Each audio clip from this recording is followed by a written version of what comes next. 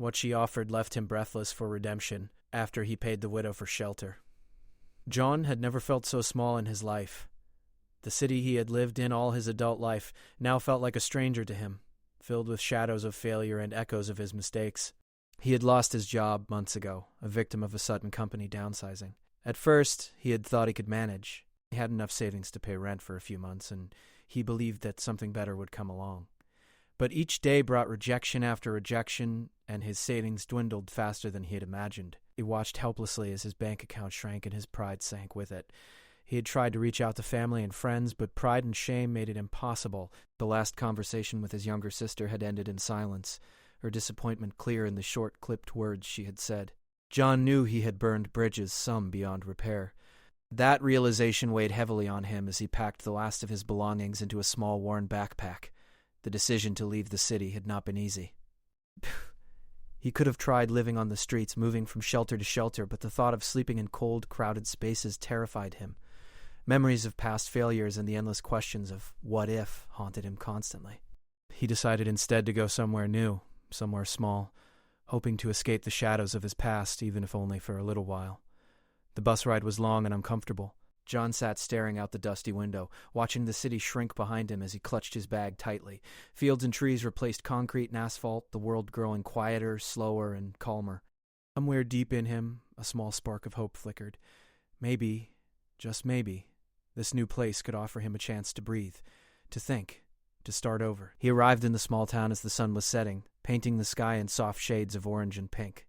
The streets were quiet, lined with modest houses and shops, their windows glowing warmly against the cooling evening. There was a sense of peace here, something he had not felt in years. For the first time in a long while, he felt like he could catch his breath. But peace did not fill his stomach or his empty wallet. He wandered the streets, unsure of where to go. Signs for small inns and boarding houses passed him by, but the few that had vacancies were far more than he could afford. Hunger and fatigue pressed against him, reminding him sharply of his human needs. It was then, as he walked down a narrow, quiet street, that he noticed a small inn tucked between two larger buildings. The sign was faded, but the words, "Albright Inn," were still readable. Smoke curled from the chimney and a warm golden light spilled from the windows. It looked simple, humble, and inviting. A kind of instinct told John to try his luck here. He hesitated at the doorway, taking a deep breath. His pride, though battered, still whispered warnings. What if they refuse? What if you're laughed out? But the hunger in his stomach and the exhaustion in his body were louder. He pushed open the door. The inn was modest but welcoming. Wooden beams crossed the ceiling, and a small fireplace glowed softly in the corner, casting warmth and light. The air smelled faintly of bread and herbs, comforting and homey. Behind the counter stood a woman, older but with a gentle presence. Her hair was streaked with gray, and her eyes were kind but wary. "Hello," John said, his voice quieter than he intended. I'm looking for a place to stay, just for a night, maybe two. I can pay up front." The woman studied him for a moment, her gaze thoughtful. She did not seem annoyed or impatient, as many people had been recently. Instead, there was a softness to her eyes, a quiet understanding. "How long are you planning to stay?" she asked. I'm not sure," John admitted. "I just need somewhere safe, a roof." That's all I can afford right now." He felt a flush of embarrassment as he pulled a few bills from his pocket, placing them hesitantly on the counter. The woman smiled faintly and shook her head. Let's see what we can do," she said, her voice calm and reassuring. She motioned for him to follow her down a narrow hallway to a small, clean room at the back of the inn. It was nothing luxurious, just a bed, a wooden chair, and a window, but it was enough. Enough to feel safe, enough to feel human again. John set down his bag and sank onto the bed. The soft mattress and clean sheets felt like a miracle after weeks of sleeping in hard, uncomfortable spaces. He closed his eyes and let himself relax for a moment, the tension in his shoulders slowly easing. Later, as he walked back to the main room for a simple meal the woman had prepared, a bowl of stew and fresh bread, he realized how long it had been since anyone had treated him with quiet kindness. The woman, whose name he learned was Mrs. Cussa, Albright did not ask about his past, did not judge his worn clothes or tired eyes. She simply offered him food and warmth as if that was enough for tonight. As he ate, John felt a strange mix of gratitude and guilt. Gratitude for the comfort she offered, and guilt for accepting it when he had so little to give in return. He had spent so long running from responsibility, running from himself, that receiving simple kindness felt almost foreign. Yet, he also felt a flicker of something else, hope.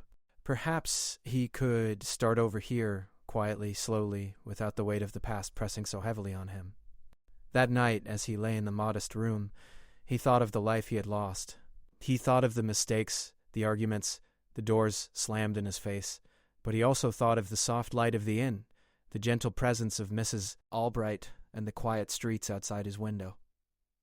For the first time in a long while, he allowed himself to imagine a future where he might belong somewhere again. Outside, the wind whispered through the trees, carrying with it the scent of fresh earth and distant rain.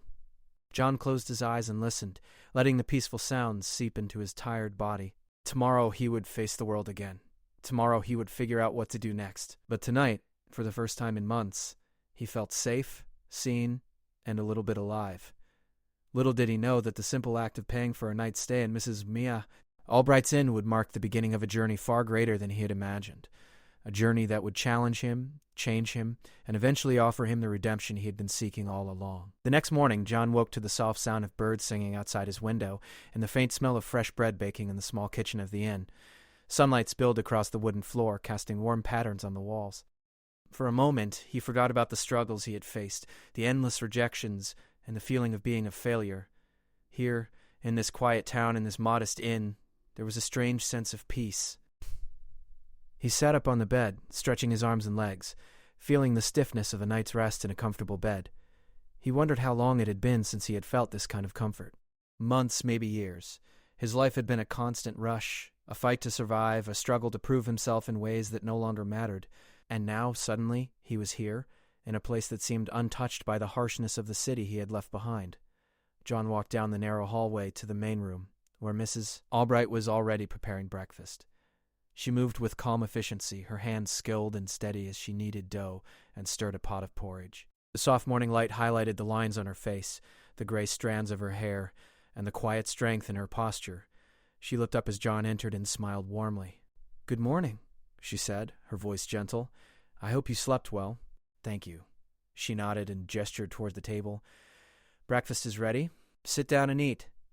We'll talk afterward." John felt a small flutter of curiosity. The way she said it, there was a hint of something more than just a meal. Something unspoken, something important. He hesitated for a moment, but then sat at the wooden table. The meal was simple, bread, porridge, and a cup of tea, but it tasted like the most delicious food he had ever eaten. Maybe it was the comfort, maybe it was the warmth of being served, or maybe it was the hope that seemed to linger in the air. After breakfast, Mrs. Albright motioned for John to sit across from her. She placed her hands on the table, clasped together, and looked at him with a calm, unwavering gaze. "John," she began, "I know you've had a rough time. Life doesn't always go as we plan, does it?" John shook his head, unsure of how to respond. It was true. His life had been nothing but a series of plans gone wrong, mistakes piled on mistakes, regrets that never seemed to end. "I can see that you're tired, not just physically, but in your heart as well," she continued. "I want to make you an offer. But it's not the kind of offer you usually get in places like this." John leaned forward slightly, curious but cautious. "What kind of offer?" he asked. Mrs. Albright's eyes softened. "I can let you stay here at the inn, not just for a night or a week, but as long as you need. There's no rush, no pressure. But there's a condition. You must help me with the inn, the farm behind it, and the work that needs to be done in the town. You'll be giving your time and your effort instead of money. Do you understand?" John blinked, taken aback. He had expected the usual polite refusal, the polite nod, and a "come back if you can pay tomorrow." This, however, was something completely different. She wasn't just offering him shelter. She was offering him a chance to be useful, to matter, to rebuild himself through action. "I don't know what to say," he admitted. His voice was quiet, almost breaking. "I haven't worked like this in a long time. I don't even know if I'm capable anymore." Albright smiled faintly. "Nobody starts perfect. That's not the point. The point is to try, to keep going, to do what you can, even when it's hard. You'll be surprised at what you're capable of when you stop thinking about what you've lost and start focusing on what you can do now." Her words struck something deep inside John. He realized that for years he had been running from failure, from responsibility, from himself. Now, for the first time, someone was offering him not just safety, but trust, guidance, and a path forward. It was overwhelming, almost frightening, but in a good way. "Okay," he said finally, his voice steadier. "I'll do it. I'll help. I don't know how long it'll take me to learn, but I want to try." Mrs. Albright's smile widened slightly. "Good. That's all I ask. We start small. You'll help me with the inn first, then the farm, and then we'll see how things go. The town has its own needs too, and perhaps in time you'll find a place here beyond just work." The first task she gave him was simple yet unfamiliar. He helped sweep the floors, scrub tables, and polish the wooden furniture in the inn. His hands ached, his back strained, and his arms burned from muscles long unused. But with each sweep of the broom and each scrub of the counter, he felt a small sense of accomplishment. For the first time in months, he was doing something useful, something tangible, something that mattered. Mrs. Albright watched silently, stepping in only to guide him or offer a gentle correction. "Not too fast, not too slow," she said as he cleaned. "Find a rhythm. It's about patience, too." By midday, John was sweating and tired, but also strangely energized. The sense of purpose, however small, filled a gap he had not realized existed. He had been wandering through life in a fog of regret and hopelessness. But now, with each task, he felt a little clearer, a little stronger. As the days passed, he began to learn more about the inn, the farm, and the small town that surrounded them. He learned to milk the cows, tend to the chickens, plant seeds in the soil, and care for the small garden behind the inn. Each task was a lesson, each mistake a reminder that growth required effort. Mrs. Albright was patient but firm, never shaming him, but always guiding him toward doing better. What surprised John most was not the work itself, but the kindness and trust Mrs. Albright offered. She did not question his past or his failures. She treated him as if he were already a man capable of growth and goodness. It was a radical idea for John, one that he had never experienced. For years he had been surrounded by judgment, criticism, and cold indifference. Here, in this quiet inn, he felt seen.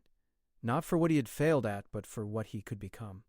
One afternoon, after a particularly long morning of work, Mrs. and Noom Albright took him to the back porch, where a small view of the countryside opened before them. The sun was high, casting golden light across the fields, and the air smelled sweet with the scent of flowers and earth. "You see that?" she asked, pointing to the horizon. "That's what life looks like when you take it one step at a time. You don't have to fix everything at once. You don't have to erase the past. You just have to move forward, little by little, doing what you can each day." B. John looked at the horizon, then at her, and felt a lump in his throat. For the first time in years, he felt hope. Not a fleeting, fragile hope, but something solid, something tangible. "I think I understand," he said softly. "It's about trying. Not giving up." "Exactly," she replied, her eyes gentle but firm. "And sometimes trying is enough. Sometimes it's the first step that counts the most." As the week went on, John began to see small changes in himself. He felt stronger, more capable, more alive. He laughed quietly at himself when he made mistakes, learned to take pride in small accomplishments, and even began to enjoy the rhythm of work that once would have felt like punishment. The inn was no longer just a place to sleep. It was a place where he was learning to live again. And all the while, Mrs. Albright's offer hung in the air, unspoken but always present. She had given him more than shelter or food. She had given him a chance, a challenge, and the faith that he could rise above his past. John knew that this opportunity was rare, perhaps unique, and he felt a deep sense of gratitude that he could not yet fully express. By the end of the week, John realized that the inn, Mrs. Albright, and the quiet town had already begun to change him. The man who had arrived exhausted, hopeless, and defeated was slowly becoming someone who believed in his own worth again. He didn't know how far he would go or what challenges lay ahead, but for the first time in a long while he felt ready to face them. The offer had been simple on the surface, help around the inn in exchange for shelter, but its impact was profound. It was not just work. It was a lesson in responsibility, trust, patience, and the power of human kindness. It was a chance for redemption, quietly and steadily unfolding, one day at a time. By the second week at the inn, John's routine had begun to take shape. The early mornings, the smell of fresh bread baking, the chores on the farm, and the quiet rhythm of life in the small town had slowly become familiar. He no longer felt like an outsider merely surviving. He was beginning to feel like he belonged, even if just a little. Yet, beneath this growing sense of comfort, there was a new challenge waiting for him, a test of patience, endurance, and courage that he had never faced before. It began with the work on the farm. Mrs. Beard Albright's farm was small, but it required constant attention. Crops needed watering, fences needed repairing, and animals needed care. John quickly realized that this work was not simple. His hands were raw from labor, his muscles ached constantly, and there were moments when the sheer exhaustion tempted him to give up. In the city, he had always worked behind a desk, where failure was measured in numbers and deadlines, not sweat and effort.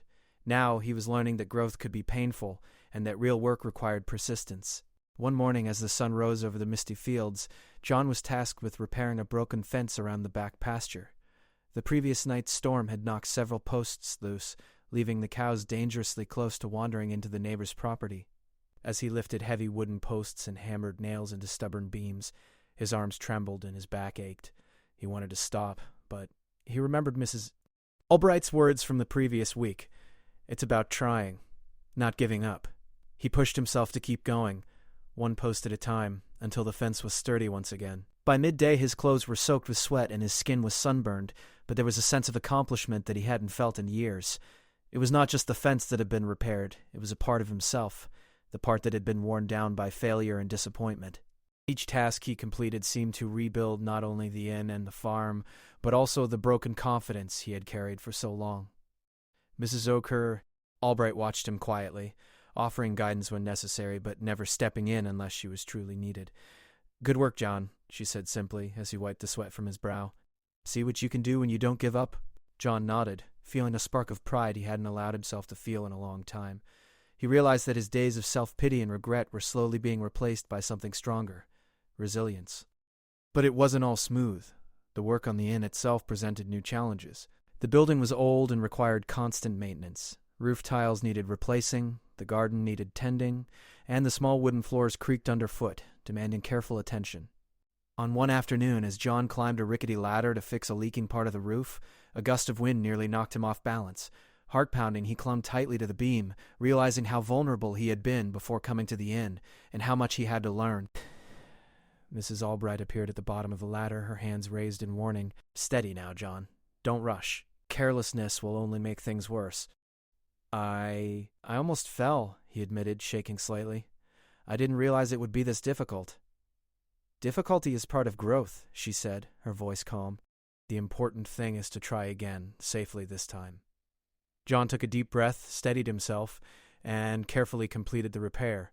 By the time he descended the ladder, he felt both exhausted and exhilarated. The sense of danger had reminded him of how fragile life could be and how much courage it sometimes took to face challenges, even small ones. As the days passed, John also began interacting with the townspeople. The small town had its own rhythm and its own quiet struggles. Some neighbors needed help with carrying heavy supplies, fixing fences, or tending to sick animals. Others simply needed a listening ear. John discovered that helping others brought him a sense of purpose he had never known. The work was often exhausting, but each small act of kindness, lifting a sack of grain, carrying water to a thirsty field, or repairing a neighbor's fence, gave him a feeling of accomplishment far greater than any paycheck he had once earned. It was during one of these afternoons that John encountered Mr. Henderson, an elderly man who lived alone on the edge of town. His roof had been damaged in the storm, and he struggled to repair it on his own. John offered to help, and together they spent the afternoon replacing tiles and patching the leaks. Mr. Henderson's gratitude was quiet but sincere. "Thank you, young man," he said. "You have a good heart. Keep it safe." John felt a warmth in his chest. For so long he had felt invisible, unworthy, and unimportant.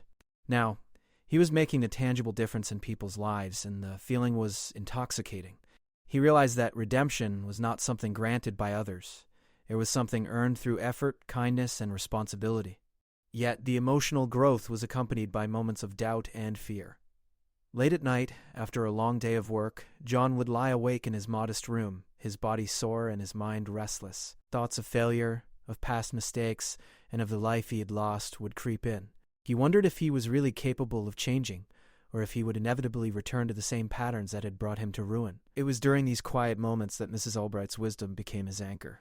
She did not offer easy answers or promises, only gentle reminders that life was a process.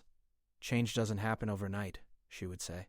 "It comes in small steps, sometimes almost invisible, until one day you look back and see how far you've come." One evening, as the sky turned pink and gold, John stood in the garden planting seeds with careful attention. Mrs. Albright joined him, carrying a basket of tools and soil. They worked side by side in silence, the quiet rhythm of their movements creating a sense of calm. "You know," she said softly. "The seeds you plant today won't grow overnight, but with care, patience, and effort, they will flourish. Life is much the same.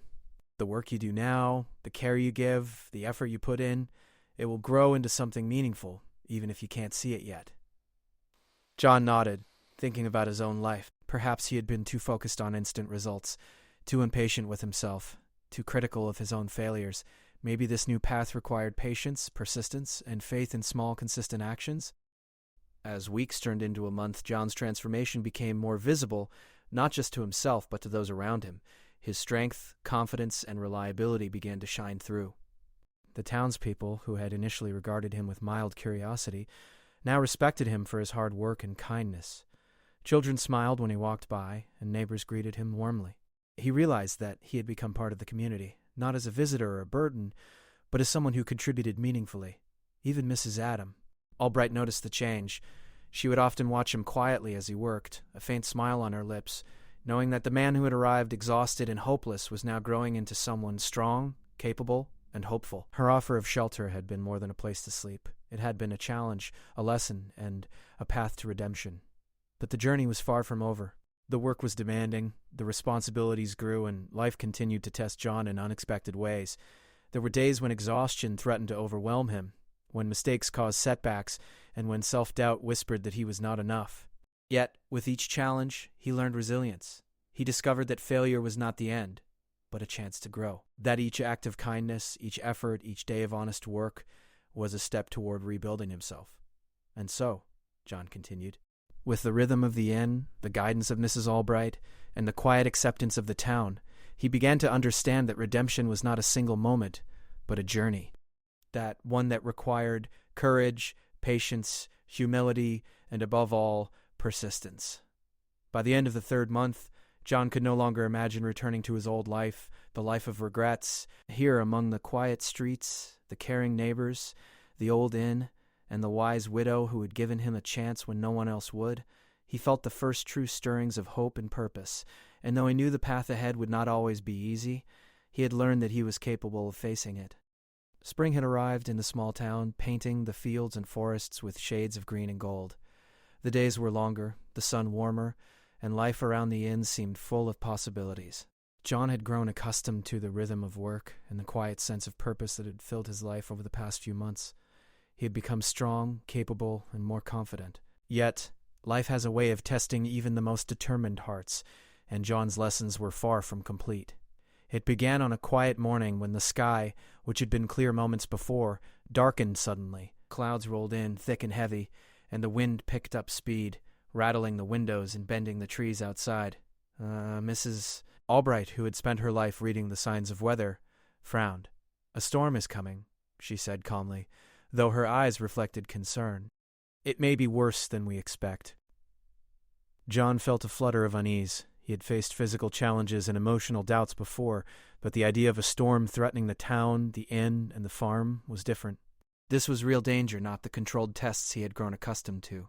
"Is there anything we can do to prepare?" he asked. "Plenty," Mrs. Albright replied. "We need to secure the livestock, tie down loose equipment, reinforce the weaker parts of the building, and check the neighbors' homes if we can. The storm could last all day and into the night. We must act quickly." The next few hours were a whirlwind. John and Mrs. Albright worked tirelessly, moving animals into safer pens, covering fragile crops, and securing furniture and supplies inside the inn. John's muscles burned, his hands scraped on rough wood, and his clothes were soaked from sweat and sudden rain showers. But despite the physical strain, he felt a sense of purpose stronger than ever before. This was not just work. It was protection, responsibility, and care for others who could not defend themselves from nature's fury. By midday, the storm hit in full force. Rain lashed the rooftops, wind howled through the trees, and the small town seemed to shrink under the weight of the storm's rage. John felt his heart pound in his chest as he looked out the window at the furious sky. The trees bent dangerously, debris flew through the streets, and the river nearby began to swell. This was beyond anything he had faced before, and yet he did not falter. Mrs. Albright moved calmly among the chaos, her voice steady as she directed John. "Check the animals. Secure the barn. Don't let fear take over. We are stronger than the storm if we act together." John followed her instructions, running through the pouring rain to secure the cows and horses. He helped a neighbor tie down a small shed, preventing it from being carried away by the wind. The physical exhaustion was nothing compared to the adrenaline and urgency of the moment.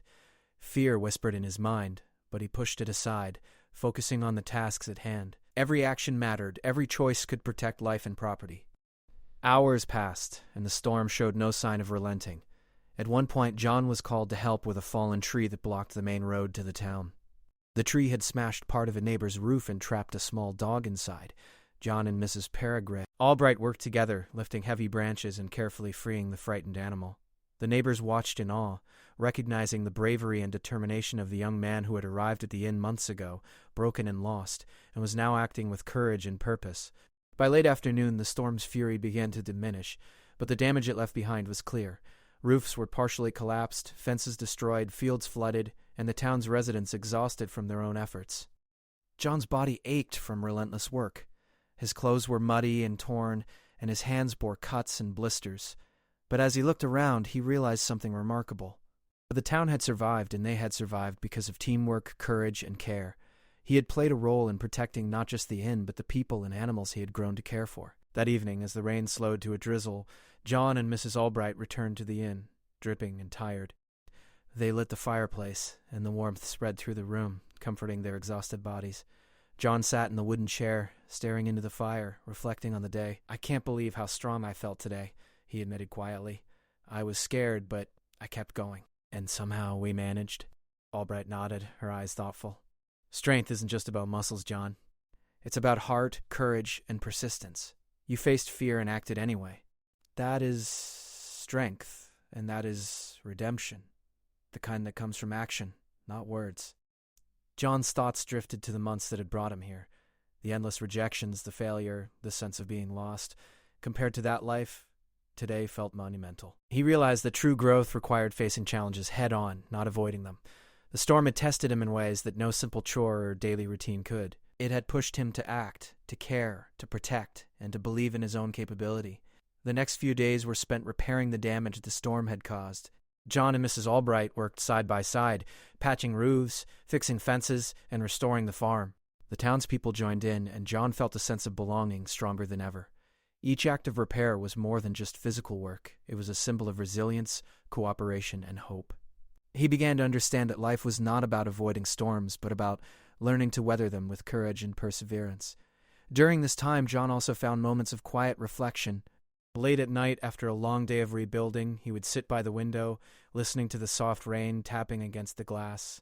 He thought about how far he had come since the day he arrived at the inn, exhausted, broken, and full of self-doubt. He realized that the challenges he faced now, though difficult, were meaningful. Each obstacle was an opportunity to grow, each act of service a step toward becoming the man he wanted to be.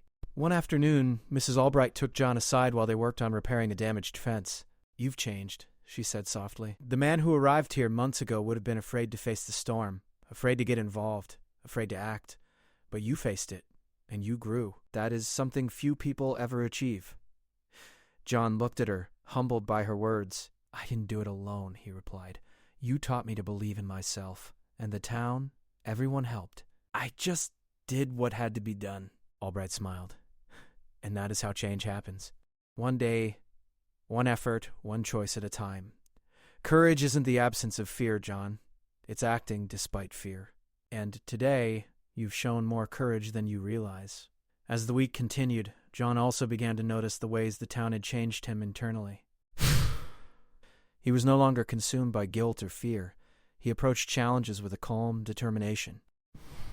He saw the value of teamwork and the importance of community, and he realized that redemption was not something handed to a person. It was something earned through action, compassion, and perseverance. The storm had been a turning point. It tested his physical strength, his emotional resilience, and his moral courage. He had faced fear, exhaustion, and danger, yet emerged stronger, more confident, and more connected to the people around him. It was a day that would stay with him forever, a day that proved to him that he was capable of far more than he had ever imagined. By the end of the week, as the sun broke through the clouds and cast golden light on the repaired town, John felt a deep sense of accomplishment. The inn, the farm, and the neighboring homes were restored, and life had returned to a quiet rhythm. He realized that challenges, even frightening ones, were opportunities for growth, and that courage and perseverance could transform even the most difficult situations into moments of triumph. Sitting by the fireplace that evening, John reflected on everything he had learned. He thought about the storm, the work, the townspeople, and Mrs. Albright's unwavering guidance. He realized that redemption was not a single act or moment. It was a journey of facing challenges, acting with courage, and living with integrity. And though the path ahead was still uncertain, he felt ready to continue, stronger and more determined than ever. The storm had tested him in ways nothing else could, and he had emerged not just unbroken, but renewed. John now understood that true strength was found in perseverance, true courage in facing fear, and true redemption in action. And as he looked around the inn, at the quiet town, the green fields, and the people who had come to rely on him, he finally felt the first true sense of belonging he had ever known. The weeks following the storm passed with a quiet rhythm. The town had recovered, the farm was thriving, and the inn had regained its warmth and stability. John had grown stronger, more confident, and more aware of the impact of his actions, not only on himself but on those around him. What had started as a desperate search for shelter had transformed into a life filled with purpose, responsibility, and hope. John had become an essential part of the inn and the town. Early each morning he would wake before sunrise to feed the animals, water the crops, and check on any work that needed attention. Mrs. Mule, Albright would be beside him, offering guidance when necessary, but letting him take the lead more and more. Their teamwork had become seamless, built on trust, respect, and shared effort. John had learned that leadership wasn't about giving orders. It was about taking responsibility, helping others, and setting an example. One afternoon, as he was repairing a section of the wooden fence near the edge of the property, Mrs. Albright came out of the inn holding a small tray of tea and cookies. She placed it beside him and sat on the edge of the fence, watching him work. "You've done well, John," she said softly. "You've grown in ways you may not even realize. The inn is thriving, the farm is stronger, and the town respects you. But more importantly, you've grown inside. You've learned patience, courage, and responsibility. You've learned to care for others and yourself. That is the true measure of change." John paused, wiping sweat from his brow. I never thought I could feel this way again. For months I felt lost, worthless, and invisible. Now I feel useful. I feel alive. "Mrs. Adam," Albright smiled warmly, "that is because you earned it. No one can give you redemption. It is something you must claim through effort, honesty, and compassion. You have done that, John. You have reclaimed your life." The words sank deep into John's heart. He realized that redemption was not a single event or a reward. It was a journey. Every task he had completed, every act of kindness he had offered, every time he had faced fear and continued on, these were all steps toward becoming the man he wanted to be. Over the following months, John became more involved in the town community. He helped organize small events, assisted elderly neighbors with repairs, and even began teaching children how to care for the animals in the garden. People who had once regarded him with curiosity or mild suspicion now sought his advice and relied on his strength and judgment. The shy, broken man who had arrived months earlier had become a pillar of the town's small but growing community. One crisp morning, John and Mrs. Albright walked through the inn's garden, now lush with blooming flowers and vegetables. The sun shone brightly, casting a golden glow over the property. The inn had never looked so alive, so full of life and warmth. "Do you remember when you first arrived?" Mrs. Albright asked gently. John nodded, smiling faintly. "I remember. I was exhausted, hopeless, and I didn't think I had anything to offer. You had the ability to change, to act, and to care. All it took was a chance and your willingness to try. And look at you now." John looked around, taking in the inn, the farm, the garden, and the quiet streets of the town. Everything felt alive, vibrant, and full of possibilities. He realized that he had become part of something bigger than himself, a life built not on wealth or fame, but on service, growth, and meaningful connection. One day a letter arrived for John, brought by the town's postman. It was from his sister, the same sister who had turned him away months ago. With trembling hands he opened it and read the words. She wrote that she had heard about the storm, about the way he had helped the town, and about the difference he had made in people's lives. She expressed pride in him, admiration for his courage, and a desire to reconnect. John's eyes filled with tears.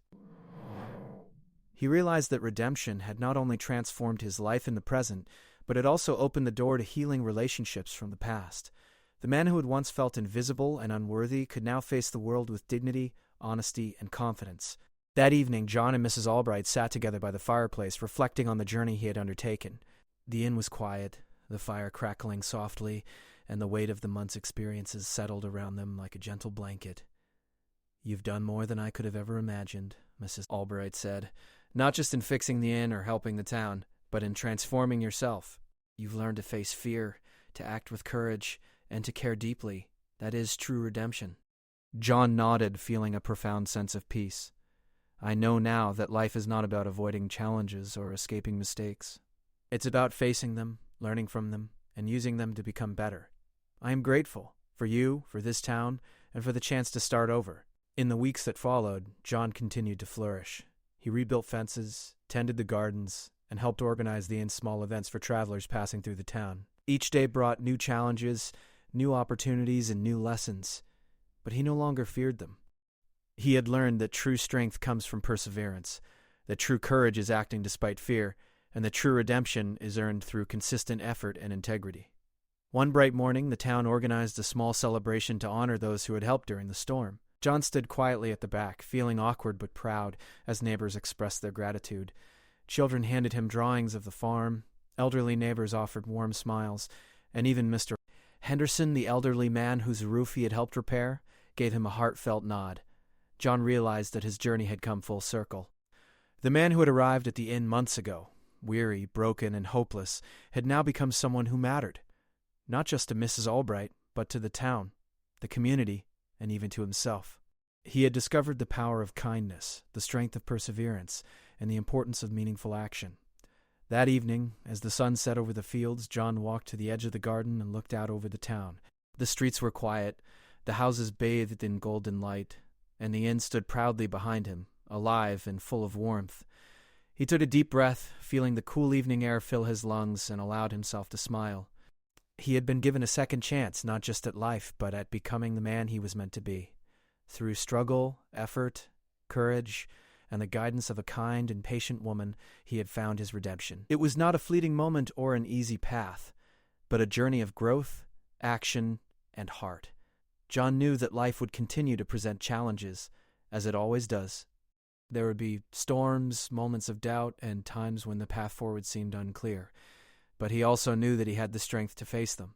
He had learned the value of perseverance, the importance of helping others, and the power of believing in oneself. And as he turned back toward the inn, where Mrs. Albright was waiting with a warm smile and a cup of tea, John felt a deep sense of peace. He had found his place in the world, a life filled with purpose, connection, and hope. Redemption had not been a single moment. It had been a journey, one that had transformed him completely. For the first time in years, John felt truly alive, free from the shadows of his past, and ready to embrace the future with courage, kindness, and an open heart. The inn, the town, and Mrs. Albright had given him more than shelter. They had given him a chance to reclaim his life, to make amends with himself, and to discover the strength, resilience, and compassion that lay within him all along. And so, under the warm glow of the setting sun, John stepped forward into the life he had fought to earn, a life filled with hope, purpose, and the quiet, enduring peace of redemption.